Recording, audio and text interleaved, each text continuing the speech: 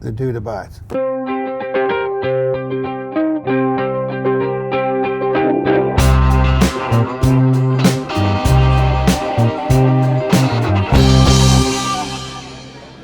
You know a lot about history. Are there any countries that you can think of, or any times in history, or maybe Howard knows, where they've also been in this post-fact era, and what happens? Well, I mean, where facts are no longer really. You know, he just says that the news Germany, is fake, or that CNN's lying. To some degree, this is what happened in Germany in the 30s, and obviously people are quick to jump to the Hitler comparison, and we can argue about whether that's panic or real, but that is what happened in Germany. The Munich Post was closed. All the free press was sort of one by one were taken out, and then the only press that existed was press that was approved by Hitler and Goebbels. And in Stalinist Russia, they did the same thing. Germany recovered, I would say, largely because they had a many centuries tradition of literacy and to fall back on. Mm-hmm. So though there was a generation that missed it, the generation that came of age during the 30s was really lost after the war because they didn't get that culture.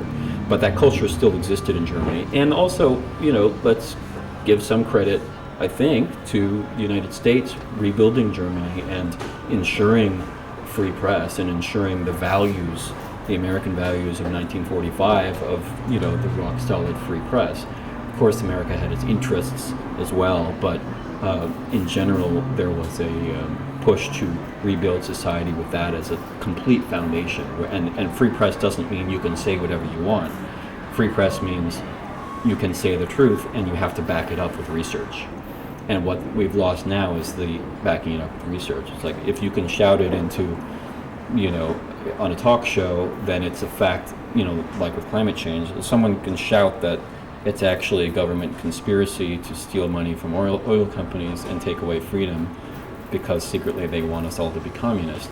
And that gets equal play to the scientists who say, no, it's actually happening because of the gases we are putting in the atmosphere, full stop. And you put those two arguments side by side, and it's like, well, 50-50. And now you That's have this, problem. now if you had this problem in 1950, I'd say, okay, you know, intelligence will win. But right now we have this problem, and now we have the internet, which is like a complete distraction. So people want to help and they want to do things, but they're just so consumed and distracted that they can't even. So I just think that, like, with the internet and with someone in charge who is pretty much has mental illness and is completely unprofessional. Like, he was tweeting about The Apprentice and what a loser Arnold Schwarzenegger. Like, that's not something that someone in a high position tweets. So it's like the whole combo. It's probably whatever happens is unprecedented. It is unprecedented. Because I mean, at least in Germany, like, you know, every seven-year-old could probably recite, you know, poems, and everyone was like extremely like intelligent and overeducated. And now it's like we're all distracted by our phones, and yeah, it is. It's a bad combo. It's a dangerous combo. Well, I think fear. If we recognize that fear is an enemy, just fear, greed, hatred, and delusion, greed, fear, and delusion, one could say, these are things within us. Greed in us, fear in us, delusion in us, we have to fight first, and then we can fight it in society. How did this happen, Ari? Would you like some more coffee?